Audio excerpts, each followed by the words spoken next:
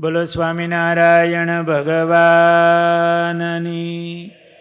હરે કૃષ્ણ મહારાજની. ઘનશ્યામ મહારાજની જય.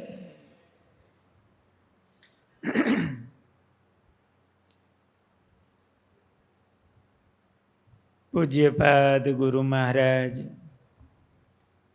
પૂજ્યપાદ મહંત સ્વામી, પૂજ્ય નારાયણ પ્રસાદજી સ્વામી, પૂજનીય સંતો, સર્વે વહાલા ભક્તજનો, ગુરુદેવ શાસ્ત્રીજી મહારાજના જીવન પ્રસંગોની કથા કરીએ છીએ. પૂર્વકથાના પ્રસંગમાં સ્વામી રામબાણ ચટી આવ્યા. એક છાપરાના અધર જૂના પીઢડા ઉપર પાટિયા હોય એમાંય ધૂળ ચડી ગયેલી અને ત્યાં રાત્રિ વિતાવી. બીજે ક્યાંય જગ્યા મળી નહોતી. સવારમાં વહેલા ઉઠી રામબાણ ચટ્ટીથી કેદારનાથ જવાનું 9 માઇલનો રસ્તો હતો અને એકદમ ચઢાણ હતું. વહેલા ચાલતા થયા. સવારમાં તો બહુ ઠંડી, ટાઢું પાણી હોય, સવારમાં હાલતા થઈ જાય.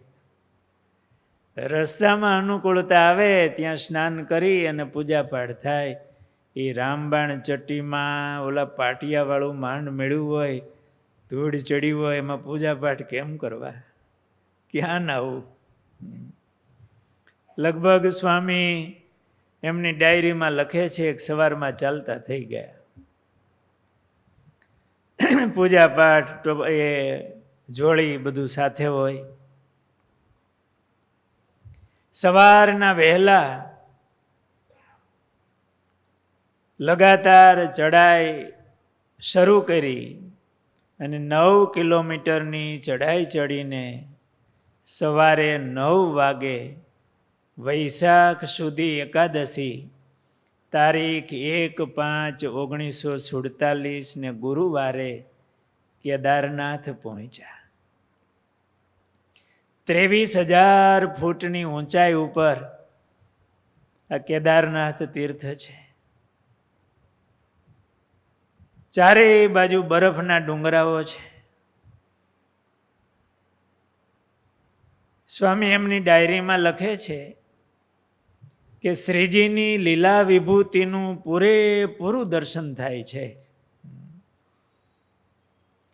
જ્યાં જ્યાં મંદિર આવે ત્યાં ભગવાનના દર્શન તો થાય છે, પણ લીલા વિભૂતિના પણ દર્શન કરતા જાય છે. આ સૃષ્ટિ છે ને, એની રચના ભગવાને કરી છે. ભાગવતજીમાં સુખદેવજી મહારાજાએ પરીક્ષિત રાજાને આ સૃષ્ટિ પ્રકરણની કથા 2-3 વાર સંભળાવી. મરવાનું ટાણું હતું,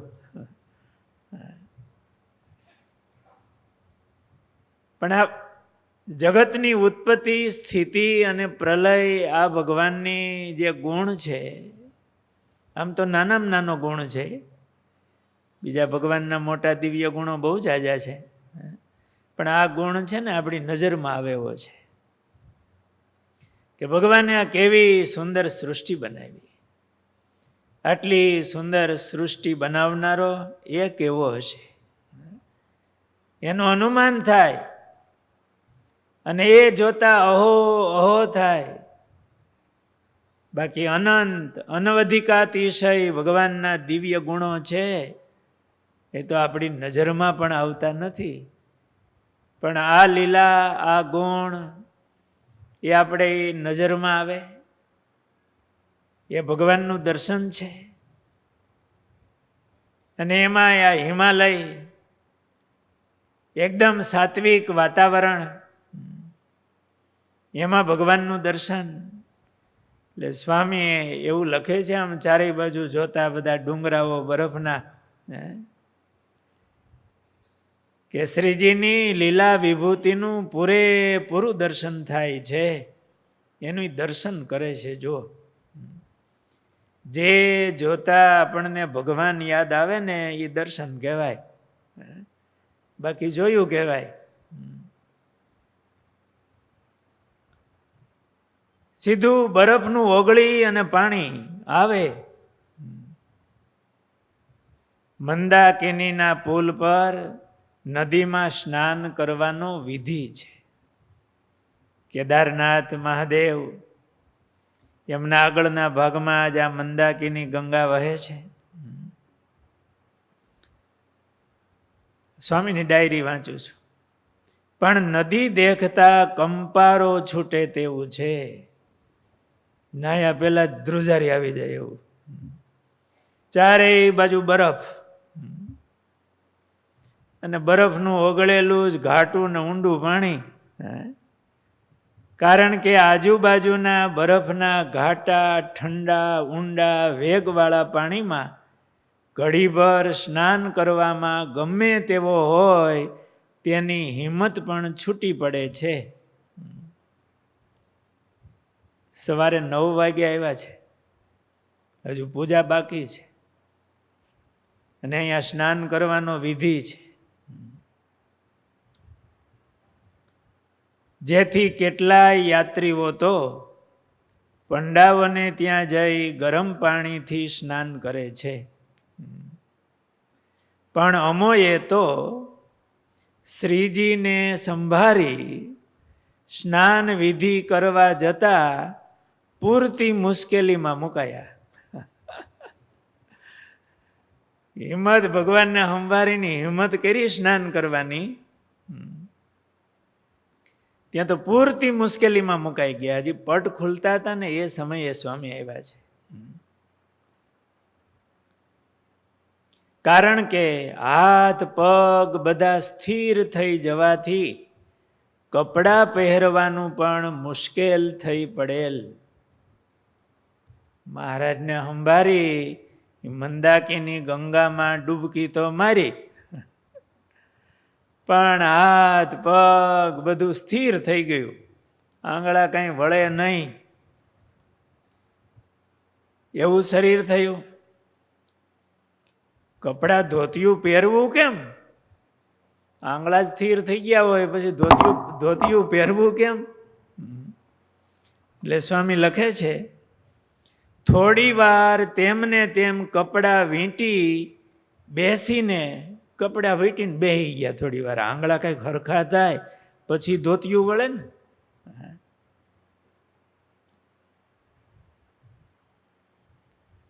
થોડી વાર તેમને તેમ કપડાં વીંટી બેસીને જેમ તેમ કપડાં પહેરી લઈને પૂજા પણ દર્શન માત્રથી પતાવીને ચાલતા મુખથી મંત્ર જપ કરવો શરૂ કર્યો. પૂજા પાથરી પણ એ ઠંડો પવન આવે, આવી ટાઢ લાગી ગઈ હોય, શરીર આમ જકડાઈ ગયા હોય, ઠાકોરજીનો અભિષેક કરવો, સ્વામીની આત્મનિવેદી ભક્તિ, મહારાજનો અભિષેક કર્યો હશે, પણ મંત્ર જપ તો પછી હાલતા હાલતા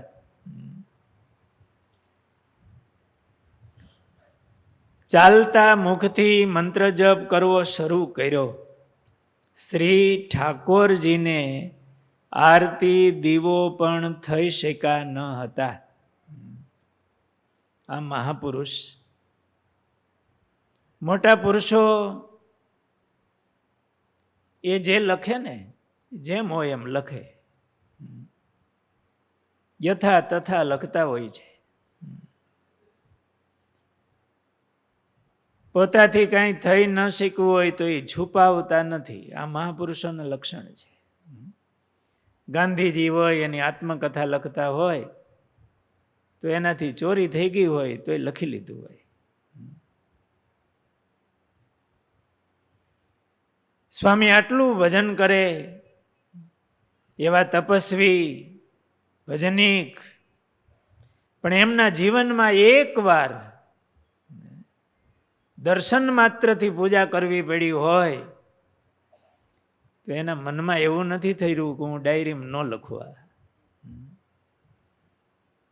દર્શન માત્રથી પૂજા કરી અને મંત્ર જપતો ચાલતા ચાલતા કર્યા. આવા મહાપુરુષો હોય એને કોને દેખાડવું ને કોનાથી છુપાવવું? એની ઊંચાઈ જ એવી મોટી હોય છે. માન અપમાન એને શું? સ્વામી એની ડાયરીમાં લખ્યું કે એ દિવસે સ્નાન કરતા પોરા મુશ્કેલીમાં મુકાયા અને દર્શન માત્રથી પતાવીને પૂજા કરી અને ચાલતા ચાલતા મુખથી મંત્ર જપ કરવો શરૂ કર્યો. શ્રી ઠાકોરજીને આરતી દીવો પણ થઈ શક્યા ન હતા. ગુરુદેવ શાસ્ત્રીજી મહારાજ, યમુનાજી હરિકૃષ્ણ મહારાજ,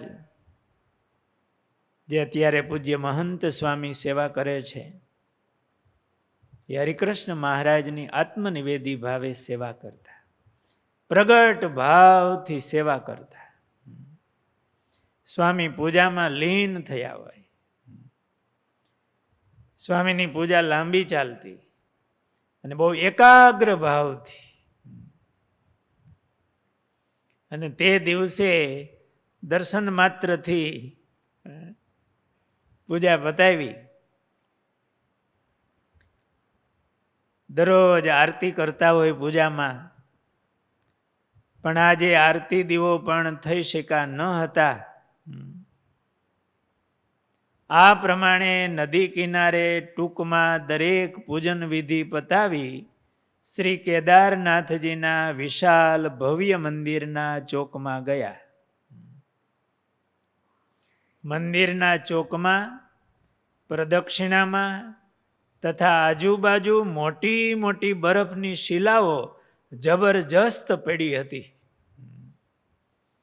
આ બધું નવીન દેખવાથી મુશ્કેલી તો યાદીમાં ન આવે, પણ આશ્ચર્ય જ નજરે પડતા યાત્રાનો થાક પણ ઉતરી જતો હતો. ઓહો ઓહો આશ્ચર્ય થતું હતું. અને એ ભગવાનની લીલા, એમનું દર્શન કરતા હતા એટલે થાક તો નજરમાંય આવતો નહોતો. આપણે જઈએ ત્યારે શું થાય? મરી ગયા એમ થાય, ભાગો ભાગો એમ થાય. આ મહાપુરુષ આવા કઠણ દેશકાળ એમની અંદર પણ એ ભગવાનનું દર્શન કરે છે. અને પછી જે તીર્થના મુખ્ય દેવ હોય એનું કેવું ભાવથી પૂજન કરે છે. એ અવસરનો પણ કેવો ઉપયોગ કરે છે. બાકી તો બહુધા એવું હોય, યાત્રા કરવા જતા હોય ને, જવું છે, હમણાં પહોંચશું, ત્યાં પહોંચે ને કે હવે ભાગો. એ દર્શન કરવામાં કેટલા સ્થિર થાય. આપણે પરબારા દેહ ભાવમાં આવી જાય અને દેહ ભાવમાં જ ભૂખ દુઃખ અને સગવડતા અગવડતા એમાં અટવાઈ જાય. પણ આ મહાપુરુષ, એમની ડાયરી વાંચીએ છીએ, સ્વામી પણ ઘણીવાર વાત કરતા. આપણને આમાં સ્વામીનું દર્શન થાય છે. શબ્દથી કોણ માણસ કેવો છે ને એનું દર્શન થાય. મહારાજે પ્રથમના 12મા વચનામૃતમાં પણ એવી જ કંઈક વાત કરી છે કે શબ્દ છે, શું કહે છે, બ્રહ્મ છે એમ તો કીધું, પણ એ ઓળખાવનારો છે. જાતિ ગુણ સ્થિતિ અને બધાને ઓળખાવનારો શબ્દ છે. આ જેનું લખાણ હોય ને એમની ઉપરથી પણ એમની ઓળખાણ થાય. એમાં સ્વામીની ડાયરી છે. સ્વામી એવું લખે છે કે આવી જબરજસ્ત બરફની શિલાઓ પડી હતી. આ બધું નવીન દેખવાથી મુશ્કેલી તો યાદીમાં ન આવે, પણ આશ્ચર્ય જ નજરે પડતા યાત્રાનો થાક પણ ઉતરી જતો હતો.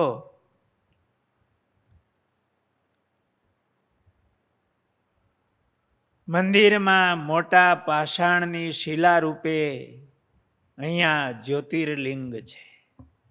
આપણે બધા મહાદેવના દર્શન કરતા હોય તો શિવલિંગ હોય, પણ અહીંયા કેદારનાથ મહાદેવ એ શિલાના રૂપમાં છે. આ મહાદેવને ઘી ચડાવવાનો મોટો મહિમા છે. મહાદેવજી કાયમને માટે ઘીથી લેપાયેલ રહે છે. સ્પર્શથી દર્શન કર્યા, ભેટ પૂજા કર્યા, મનમાં ઘણો જ સંતોષ મેળવો. આપણે તીર્થમાં જઈએ ને, આ ફળ હોય છે કે ત્યાં પહોંચી જે તે તીર્થના મુખ્ય દેવ હોય એમનું ભાવથી મહિમાથી દર્શન થાય અને એનો સંતોષ આપણા આત્મામાં આવે, તૃપ્તિ થાય. એ ક્યારે થાય? મને સહવર્તમાન મહિમાપૂર્વક એ દર્શન થતું હોય ત્યારે એ સંતોષ આવે. નહીતર 2-3 વાર જે એવા હોય તોય સંતોષ ન આવે.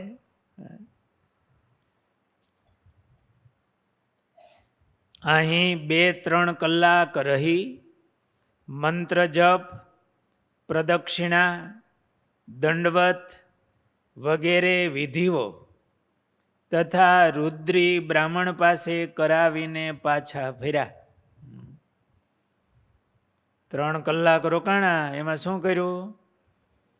દર્શન કર્યા, રુદ્રીનો પાઠ કરી અને મહાદેવનો અભિષેક વગેરે કર્યું હશે, પૂજન કર્યું, મંત્ર જપ કર્યા, પ્રદક્ષિણા કરી, દંડવત કર્યા. પૂર્ણ 3 કલાક એ દર્શન કરી અને સંતોષ મેળવો.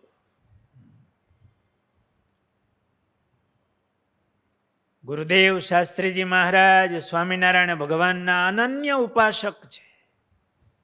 એમના હૃદયમાં સર્વોપરી ઉપાસના છે, પણ એ સૃષ્ટિમાં પણ ભગવાનના દર્શન કરે છે. ભગવાનની વિભૂતિઓ, આ જગત, એમની ઉત્પત્તિ, સ્થિતિ અને પ્રલયને કરનારા એ મહાન દેવો. આ ભગવાનનું કેવું મોટું કાર્ય છે.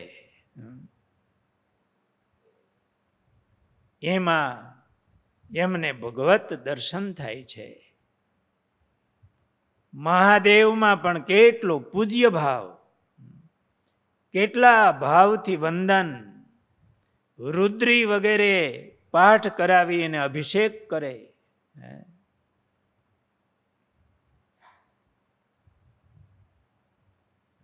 એમને સર્વત્ર ભગવાનનું દર્શન છે. એવી ઊંચી સ્થિતિવાળા મહાપુરુષો એ જ્યાં જુએ ત્યાં રામજી બીજું ન ભાસે રે. એમને સ્થાવર તીર્થ હોય, સ્થાવર સૃષ્ટિ હોય, એમાંય ભગવાનનું દર્શન થતું હોય, તો જે ભગવાનના સ્વરૂપો હોય એમાં કેમ ભગવત દર્શન ન થાય?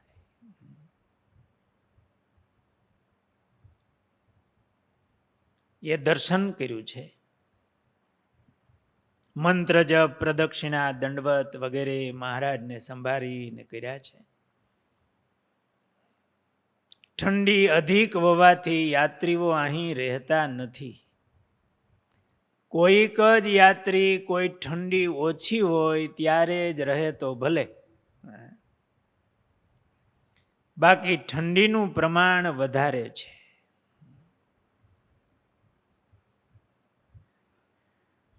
અહીંયા આજુબાજુનો પ્રદેશ સપાટ છે થોડો, બાકી ડુંગર પાછળ ડુંગર જ હોય છે. અહીંથી આગળ મનુષ્યની ગતિ નથી, કારણ કે કેવળ બરફના પહાડો તથા જમીન જ છે. વળી મંદાકિની ગંગા આ પહાડોમાંથી બરફ ઉપરથી શરૂ થાય છે.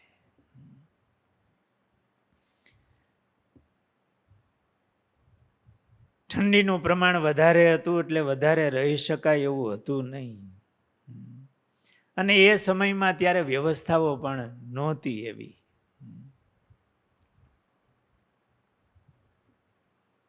નીલકંઠ મહાપ્રભુ પણ કેદારનાથ પધારેલા છે એટલે મહાતીર્થ છે. એ શ્રીજી મહારાજના નીલકંઠ વર્ણીના પ્રસંગો આધારાનંદ સ્વામીએ એ મહારાજનું દર્શન કર્યું છે અને એમના ગ્રંથમાં સુંદર વર્ણવ્યા છે.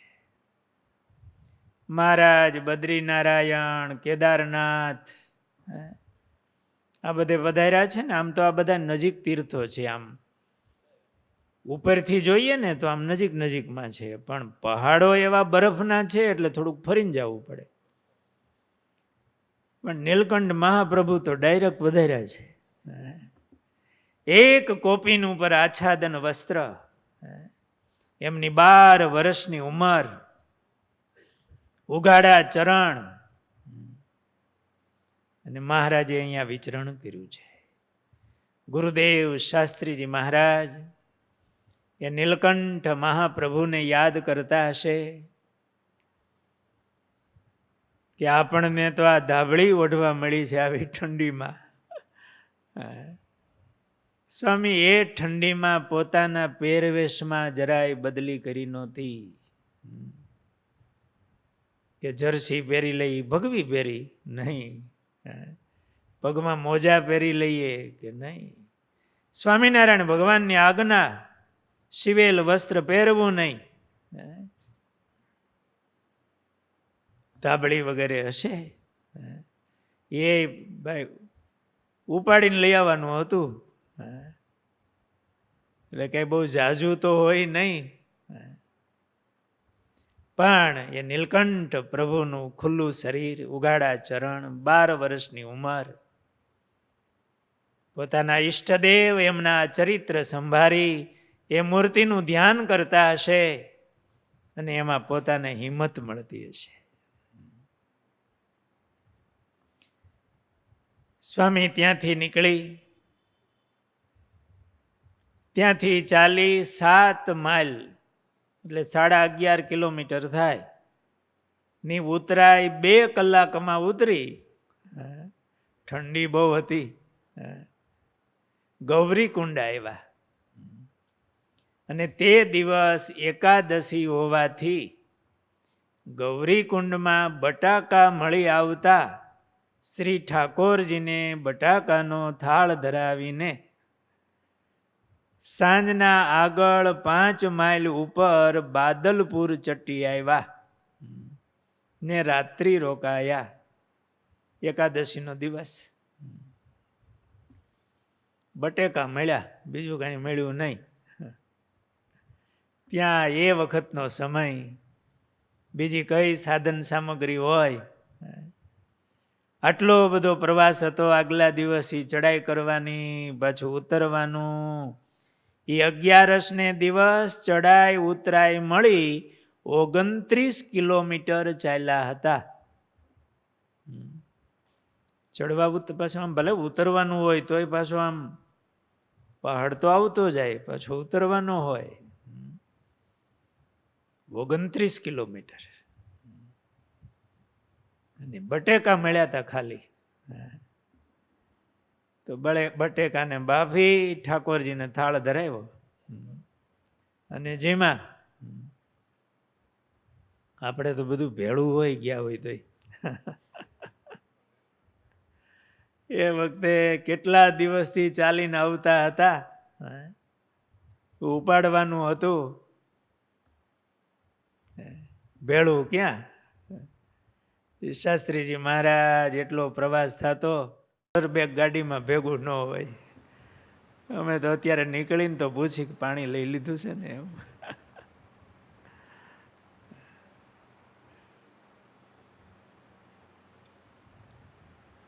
તે દિવસ એકાદશી હોવાથી બટાકા મળી આવતા શ્રી ઠાકોરજીને બટાકાનો થાળ ધરાવીને સાંજના આગળ 5 માઇલ ઉપર બાદલપુર ચટ્ટી આવ્યા. એટલે ક્યાં હતા? ગૌરીકુંડથી બાદલપુર આવ્યા. આમ તો કેદારનાથથી તે દિવસે સવારે ચડ્યા એટલું, પાછું એટલું આવ્યા છે. અહીંયા આવતા ચડાઈ ઉતરાઈ મળી 29 કિલોમીટર ચાલ્યા હતા. વધારે ચાલવાનું કારણ ઠંડીથી બહાર નીકળી જવાનું હતું. પછી સ્વામીએ એમની ડાયરીમાં કેદારનાથજીના દર્શન કર્યા. ત્યાં જે 5 પાંડવોની મૂર્તિ વગેરે છે એમનું આમ ઝીણવટથી બધું વર્ણન કર્યું છે. વૈશાખ સુદ 12ના રોજ સવારમાં બાદલપુર ચટ્ટીથી ચાલ્યા. તે બપોરે વ્યુંગતલ્લા ચટ્ટીએ આવ્યા. ત્યાંથી નાલા ચટ્ટી, વચ્ચે જે દર્શન કર્યા હોય એ મૂર્તિઓના બધા સ્વામીએ વર્ણન કર્યા છે. ત્યાંથી નાલા ચટ્ટીથી બદ્રીનારાયણનો રસ્તો જુદો પડ્યો. ત્યાંથી પાછું ઉતરીને આમ બદ્રીનારાયણ જવાનું. તે રસ્તે આગળ જતા મંદાકિની તથા સરસ્વતી ગંગાનો સંગમ આવે છે. ત્યાં પુલ પાસે નીચલા ભાગમાં સ્નાન કર્યું ને સાંજના ઉખી મઠ આવ્યા. ત્યાં રાત્રિ રહ્યા ને સવારમાં ત્યાંથી ચાલ્યા. તે વૈશાખ સુદ 13 બપોરે પોથીવાસા ચટ્ટી આવ્યા. ત્યાં ઠાકોરજીને થાળ ધરીને બપોર પછી બણિયા કુંડ ચટ્ટી આવ્યા. આ સ્થાન પણ સ્વામીની કસોટી થઈ હતી. આ સ્થાનમાં બરફના પહાડોની નજીકમાં હોવાથી બહુ જ ઠંડી પડે છે. અમો ત્યાં આવ્યા, ત્યાં બરફનો વરસાદ થવાથી ઠંડી બહુ જ સહન કરવી પડી. બરફનો વરસાદ પડ્યો ને રાત્રિએ મકાન મળવા છતાં અંદર પણ રહી શકાય તેવું ન હતું. એટલી ઠંડી. અમારે અમેરિકાથી ભગત આવ્યા છે કે અમારે વિનોદભાઈ કે અમારે અમેરિકામાં બરફ જ પડે, પણ એસી બંગલા હીટરવાળા બંગલામાંથી સીધું હીટરવાળી ગાડીમાં. અહીંયા ક્યાં હીટર લેવા જાવ? બરફના પહાડો, એમાં પાછો બરફનો વરસાદ પડ્યો. એ વખતે કાંઈ સગવડતાઓ નહીં. રાત્રિએ મકાન મળવા છતાં પણ અંદર પણ રહી શકાય તેવું ન હતું. આખી રાતે 10 મણ લાકડા બાળ્યા. ત્યારે બેઠા બેઠા માંડ રાત્રિ ગઈ. હોવાની તો વાત જ નહોતી. તે લાકડા મળતા ત્યાં સ્વામી આગળ વર્ણન કર્યું છે કે ત્યાં બહુ જંગલ ઘાટા એવા હતા. એટલે લાકડા વેચાતા મળ્યા હશે. રાત્રે 10 મણ લાકડા બાળ્યા અને બેઠા બેઠા માંડ રાત્રિ ગઈ.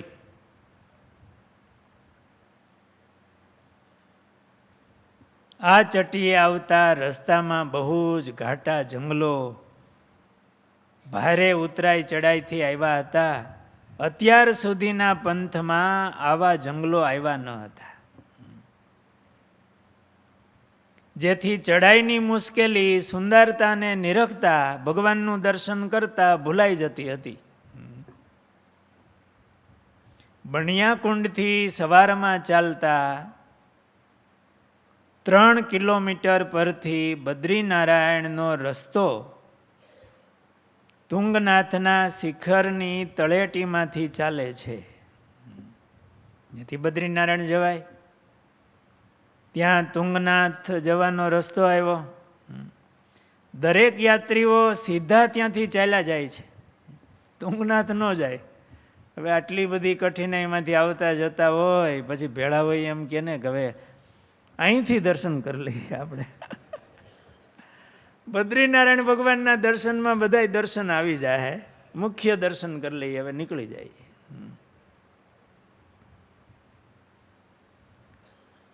કારણ કે લગાતાર 3.5 માઇલની ચડાઈ છે. માઇલ કિલોમીટર નહીં, એટલે માઇલ લગભગ 3.5 એટલે 5 કે 6 થતું હશે. 6 કિલોમીટરની ચડાઈ લાગઠ. પછી તો હિંમત કરીને ચડવું શરૂ કર્યું. શ્રીજી કૃપાથી 10 વાગ્યાના સુમારે વૈશાખ સુધી 14 નૃસિંગ ચતુર્દશી તારીખ 4/5/47 ને રવિવારે તુંગનાથના શિખર પર પહોંચ્યા. રસ્તામાં સાથીઓની હિંમત તૂટી પડતી હતી. પણ હવે હું આ વાત કરું ને એ પહેલાં સ્વામીને મુખે જ આપણે સાંભળીએ. સ્વામી એકવાર કથામાં સ્વામીના રૂમમાં આ પ્રસંગ નીકળો ત્યારે વાત કરી હતી. એ આપણે ઓડિયો સ્વામીનો અત્યારે શ્રવણ કરીશું. તુંગનાથના પ્રસંગને આમ મગજમાં રાખીને સાંભળજો. હું 3 મહિના સુધી ફેર્યો છું. તેથી નહોતી સડક, નહોતા રસ્તા, અને ડુંગરા ચડવા અને ઉતરવા તે પશુની કેડીઓ હોય, કોઈ માણસની કેડી નહીં. પણ પશુની કેડી ઉપર ચિહ્ન કરી રાખ્યા હોય, ફરલાંગ 2 ફરલાંગે આ ચૂનો ચોપડ્યો હોય, એટલે માણસ સમજી જાય આ રસ્તે જવું, બદ્રીનારાયણ જવું છે, કેદારનાથ જવું હોય તો આ રસ્તે જવું, તુંગનાથ જવું હોય તો અહીંયા જવું, ચમોલી જવું હોય તો અહીંયા જવું. એટલે એવડા એ ચિહ્ન હોય ને એ ન છોડાય આપણે. જો એ છૂટી જાય તો પશુ કેડી આવી જાય હાવ, અને નહીં તો માણસ ની કેડી. અને માણસ ની કેડી એ ફરલાંગ 2 ફરલાંગે પણ કોખામાં મળે. કારણ જાત્રા આવતા હોય ને જાત્રાળુ તે ઓછા હોય, પણ એ તો 2 ફરલાંગે પણ મળે જ. અને એ જય બદ્રી વિશાળ, જય બદ્રી વિશાળ એમ કરતા આવતા હોય. આમાં એકબીજાને નમસ્કાર કરે અને હાલ્યા જાય. હવે એ રાત્રિ જ્યાં પડે ત્યાં તો ત્યાં કઈ ત્યાં હોય નહીં, ત્યાં હુઈ રહેવાનું. ત્યારે જંગલના પશુના અવાજે આવતા હોય રાત્રિના. ત્યાં કઈ દીવો બત્તી થોડી છે કઈ ભાઈ, પડ્યો રહેવું પડે. અને ઊંઘી જતા લે નિર્ભય, ઊંઘ આવી જાય નિર્ભય, ઊંઘ આવી જાય. ઊંઘ નો આવે તો માંદો પડે. એ અમારે એક તુંગનાથમાં એવું થયું હતું. લગાતાર ચડાય 3.5 માઇલ ની ડુંગરો, 3.5 માઇલ ઊંચો. એમાં અડધામાં ઉપલા ભાગમાં બરફ, એટલા ભાગમાં જાળી, નીચે નદી જેવું. નાયા ધોયા, પૂજા કરી લીધી. હરિજન આપડે જેતપુર વાળા એને જરાક ઢીંચણમાં વાવેલો, અને આ ઠંડો પ્રદેશ. પછી એને લાકડા કાપી અને આવડો લાંબો બળીઓ કાપી આપ્યો હતો. એને ટેકે ટેકે આવે ને એનો ભાર અમે ઉપાડી લીધો. બધા પૂજા નું હોય. અહીંયા આવ્યા પછી આમ ડુંગરો જોયો ને, મને સ્વામી કેમ ચડાહે? આપડે જવું હોય તો ચડવો પડે. હું અહીં બેહી રહું તો હારામાં હારી વાત લ્યો. તુંગનાથ જાઓ. તુંગનાથ છે એ પંચ કેદારી કહેવાય હિમાલયમાં. કેદાર થી જવાય. કેદાર તો એક બાજુ રહી ગયું, પણ પંચ કેદારી એટલે 5 ઠેકાણા હોય છે, એને પંચ કેદારી કે. એ માયલું આ એક. પછી હું આમ જઉં ત્યારે બાજુ જંગલ છે, એમાં એક ઝાડું હારું હતું, અને આ કેડી થી જરાક આઘું. એટલે મેં એમ કરો, અહીંયા જરા રેતી ના છે બધું હારું, છાંયો છે, તડકે બેહું તડકે બેહાય, અને તમને થોડાક લાકડા અહીંયા વીણી દઈ. અને જરાક તાપ કરીને શેકો અને કઈ અમે જઈ આવીએ તો કઈ બહુ સારું લે. અને રસ્તો આનો આ છે એટલે અમારે તો અહીંયા આવવું જ છે પાછું. બસ અહીંયા બેહ્યા, તાપ કરી દીધો અને આ લાકડા પડ્યા છે બાળજો તમારી મેળે કઈ થોડુંક ખાવાનું હતું આપી દીધું. જરાક ઓલા કૃષ્ણ પ્રસાદ પેલો ભવિજંદા નો ભાઈ રસ્તામાંથી સાધુ કરાવીને લઈ લીધો નવો જ હતો. એટલે મેં કે તું રહે એની પાસે મારે તો તમારી પેલું ઉભું કર્યા હા એટલે લીધો. માંડ ફરલા ગયા ત્યાં વળી રડે. એટલે મેં કઈ શું થયો તો હું નહીં ચડી શકું. મેં કીધા તો ભાગી જાય બસ એની પાસે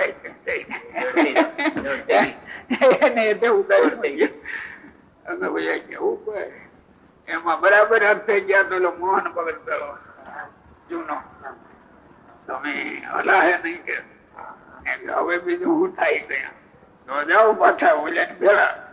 અને અમારે તો હવે મૂકવું નથી, ઉપડી જવું તો અમે હતા 8 જણા. 8 જણામાં 2 ઓછા થયા અને એક ગ્રસ્ત હતા અને એક આ મોહન ભગત પાળા હતા અને 6 સાધુ હતા. હરિજન ના ભેળા હતા આપડા. એ પછી અમે ઉપરી ગયા અને બરફ હતો. ત્યાં પૂજ્યા. ત્યાં એનો પૂજારી એને એવા છાપરા ને ખાંચામાં રાખેલા. એને બરાબર પટ ખોલવાનો સમય કે ઈ કોક ની રાહ જોવે, કોક ના હાથ ખોલાવે એટલે પૈસા મળે. અમે ગયા કેમ પૂજારી કિતની દેર હે દર્શન की તો કોઈ પટ નહીં ખુલા. અરે મેં કીધું હું ખુલી દઉં હાલ લે. એ પછી પટ ખોલ્યા એને 10 ની નોટ દીધી દક્ષિણા ની. રાજી રાજી થઈ ગયો. અમે બધા દર્શન કર્યા. એ બરફ નું પાણી હોય પછી ભેળા થયેલા. આવું તો છે પૂજા કરી બેઠા. તને રુદ્રી આવડે? આવડે. તું બોલ પેલો એકાદો બેસલું અગડમ બગડમ ભણાવે પાછું ત્યાં તો આવડતું. આખી પાઠ કરી તને દક્ષિણા બીજી દઈશ એટલે અને પછી બીજી ગઈ. એટલે મહારાજ કે અમે વનમાં ફરતા નિર્ભય રહેતા, બીક લાગતી નહીં. હવે બીક લાગે છે. સત્સંગમાં આવ્યા પછી બીજા જીવના ભલા માટે એની બીક રાખવા માટે ત્યાં થોડા કાળ જીવવું અને મારા પડલો પગારે છે. એટલે દખીને વધીને પણ કેવું પડે હો કઈ બીક રાખવા માટે. બીક એટલે ઓમ કઈ એને નુકસાની નું નતું પણ બીજાની નુકસાની ને એને દયા એની બીક. શ્રીજીની ઈચ્છાથી તુંગનાથ મહાદેવના પ્રથમ પટ પૂજન વિધિ મારા હાથથી જનમંગલ સ્તોત્રથી મેં કર્યું. શ્રીજી સંકેત હશે. વાત વાતમાં સ્વામી શ્રીજી કૃપાથી શ્રીજી સંકેત પોતાનું બળ લવ લેશ ક્યાંય દેખાતું નથી. ભગવાનનું બળ, શ્રીજી મહારાજની ઈચ્છા, જેથી આ લાભ સહેલાઈથી મળ્યો. સ્વામી હમણાં જે વાત કરી એ બધી વાત કરી, એ દર્શન કર્યા, પ્રદક્ષિણાઓ કરી, દંડવેત વગેરે વિધિઓ કરી. સ્વામી કહેતા કે મેં એમને કીધું બ્રાહ્મણને કે તમને રુદ્રી આવડે? એટલે કે આવડે. તો બોલો એક શ્લોક. શ્લોક બોલાવ્યો તો ઉચ્ચાર બહુ સારા. મનમાં એમ થયું આટલે દૂર આવા વિદ્વાન ચોખ્ખી ઉચ્ચારવાળા આ બ્રાહ્મણ અહીંયા છે.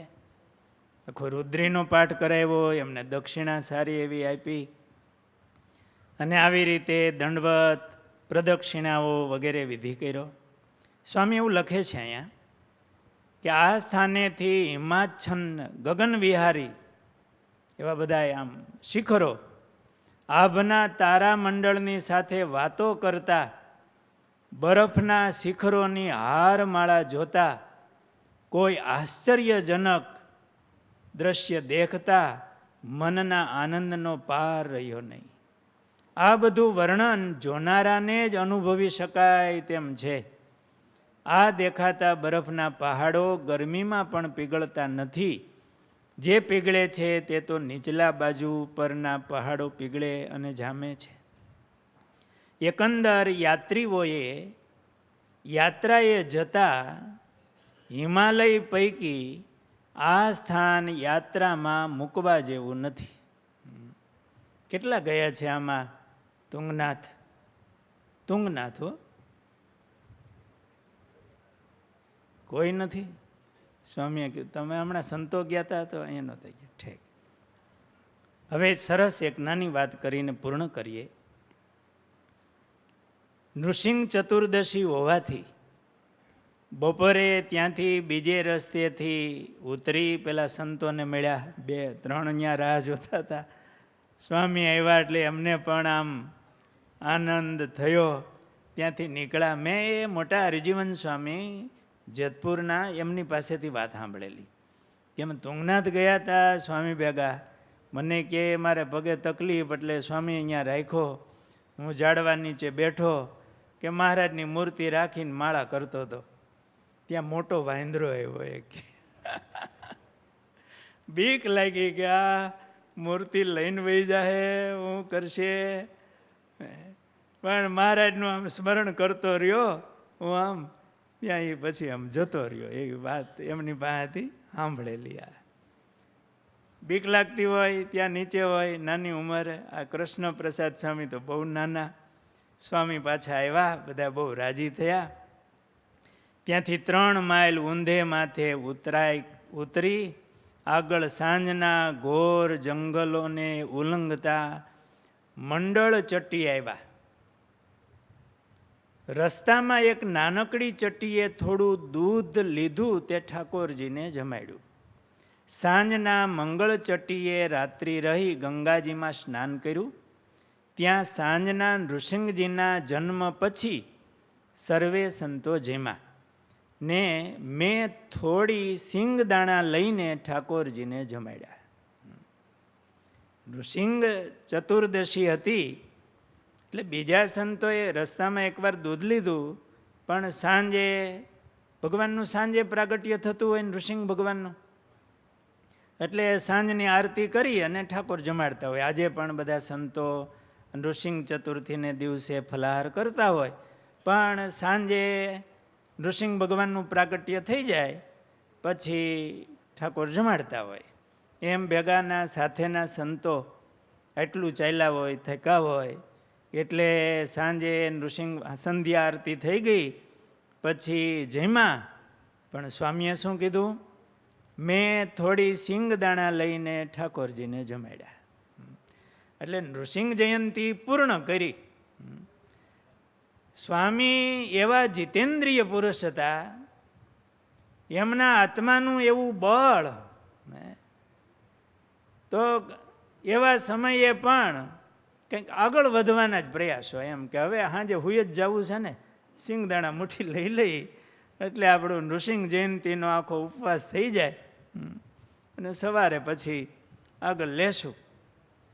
પાછા એકટાણા તો સ્વામી આટલો પ્રવાસ હોય, દૂધ પાણી કે ફ્રૂટ એવું લેતા હશે, પણ એક ટાઈમ ભોજન એ તો જીવનભર એમણે આવી કસોટીમાં પણ એક ટાઈમ કાયમને માટે એમણે વ્રત રાખ્યું. છેલ્લે સ્વામી વૃદ્ધ ઉંમરમાં બીમાર પડ્યા પછી ક્યારેક સ્વામી સાંજે જમતા. જાજે ભાગે તો દૂધ ને કેળું ને એવું જ લેતા, પણ છતાંય બહુ મોટી ઉંમર અને સ્વામીના શરીરમાં વચ્ચે બીમાર ખૂબ પડ્યા પછી ક્યારેક ક્યારેક સ્વામી કોઈ પૂરી કે એવું લેતા સાંજે.